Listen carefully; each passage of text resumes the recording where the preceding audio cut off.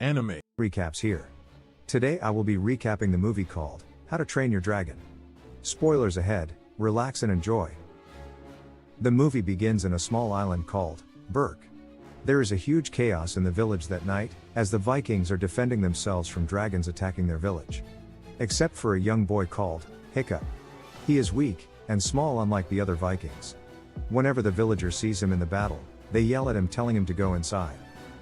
A man sees Hiccup outside and shouts at him to go inside. That man is known to be Stoic the Vast, the leader of the village, and Hiccup's father. Hiccup is only allowed to make weapons for them, together with the blacksmith leader called Gobber. Hiccup is jealous that even his friends are all allowed to fight. And most especially the most badass of them all, called Astrid, his dream girlfriend. There are many kind of dragons that normally attack their village, but the most dangerous of them all is called the Night Fury. Hiccup believes that if he captures that kind of dragon, they will all accept him as someone worthy and allow him to fight. The battle was getting really intense, to the extent of Gobber the blacksmith going out to assist them, leaving Hiccup alone. He then decides to use the opportunity to make a move on capturing the Night Fury. Hiccup brings out a powerful weapon he is being making secretly and fires a shot. Luckily for him, he injured the dragon but didn't capture it. Unfortunately, another dragon sees him and starts to attack him. This gets his dad's attention, who is busy tying down a dragon he just captured. Hiccup's father swiftly confronts the dragon one-on-one. He punches the dragon repeatedly until the dragon escapes. Hiccup's dad is really so angry because the weapon he tried to use to capture the Night Fury caused lots of damages in the village. He laments that whenever he is around, things always goes wrong. He then instructs Gobber to take him back home, but he uses the other door in the house to escape. Hiccup father organizes a meeting with the other Vikings. He says the only way of chasing the dragons for good is to attack their nest. And by doing so, they have to prepare themselves by getting intensive trainings. After the meeting, Gobber meets Hiccup's father, asking if Hiccup will be allowed to train with them. But he replies saying that Hiccup is too weak, unlike the others. That before they might even start the fight, Hiccup might end up dead. Gobber tries to convince Stoic to allow Hiccup to join them in the training, so he can get stronger. Because soon enough, the young boy will have to fend for himself. Meanwhile, Hiccup is in forest searching for the dragon he shot. On his way, he sees the dragon and gets really scared. He goes closer to it, and finds out that his weapon really captured the dragon. He is happy that he really captured the dragon and wants to kill it to show the others that he isn't a loser after all. But suddenly, he looks at the dragon's eyes only to take pity on it. He couldn't kill the dragon. Quickly, he cuts the rope from the dragon's body, and as soon as he did that, the dragon pounces on him in anger. But suddenly, the dragon flies away without doing anything, but still falls down to the ground because it's still injured. Hiccup goes back home only for his father changing his mind and asks him to join them for training tomorrow. But after everything Hiccup has witnessed in the forest, he tells his father that he no longer wants to kill dragons. But instead, his father gives him a weapon, and tells him to get prepared for his training. The next day, Gobber finally begins the training and the dragons are released in front of them. They are all confused, not knowing how to subdue the dragon. Every one of them are disqualified from the round, just Hiccup and Astrid left. The dragon attacks Hiccup, and as it's about to kill him, Gobber intervenes and takes the dragon away. He tells Hiccup that dragons always go for the kill, but Hiccup still doesn't believe that. Hiccup goes back to the forest to find the Night Fury, only to see it struggling to fly. He wonders why the dragon couldn't fly. He draws a sketch of the dragon, only to notice that a part of the dragon wings has been cut off. In the process, his pen falls off, making the dragon to spot him. Quickly he returns back home. Gobber gives them a book containing everything about dragons. But none of them are interested in it because they feel they don't need a book to kill a dragon. Hiccup opens the book to check if there is any information he can find about the Night Fury, but he sees nothing. The next day, Gobber organizes another training for Hiccup and his friends to defeat a dragon called the Natter. The rest are making efforts to strike down the dragon. But Hiccup doesn't seem to be interested in killing a dragon.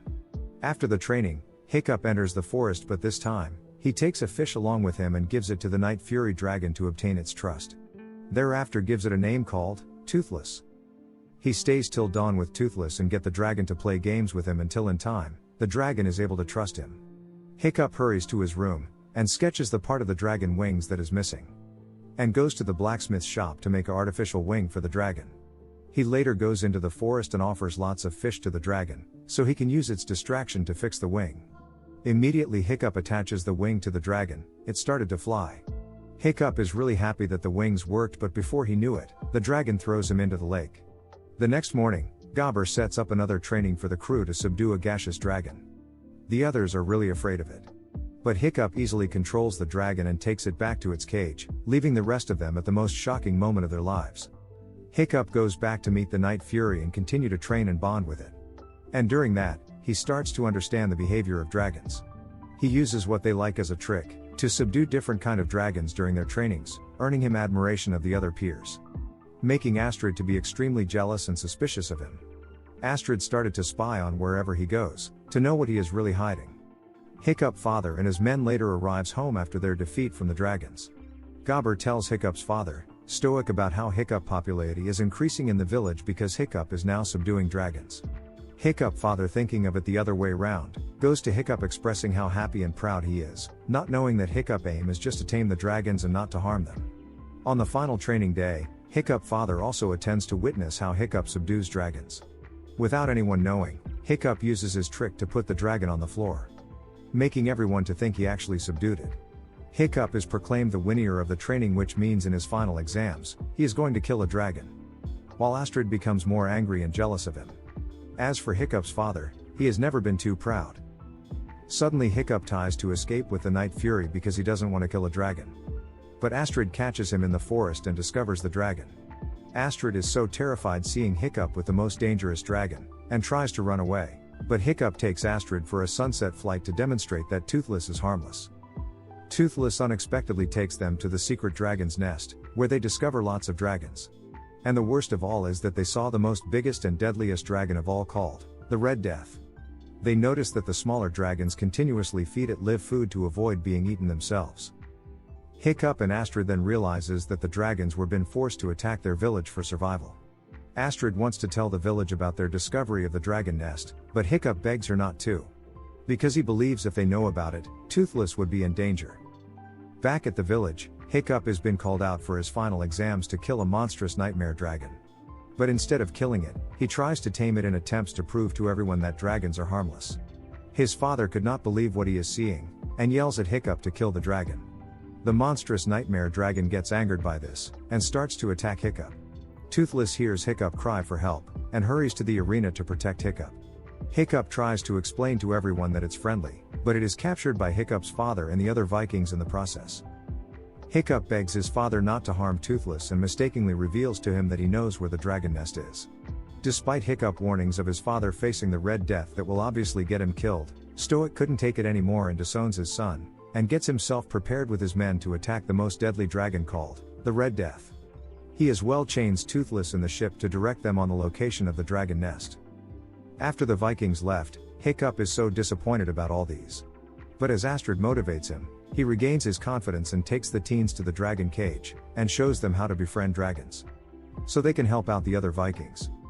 Meanwhile, Stoic and his men finally reach the dragon nest, and as they are about to attack, they notice the dragons weren't attacking them but running away.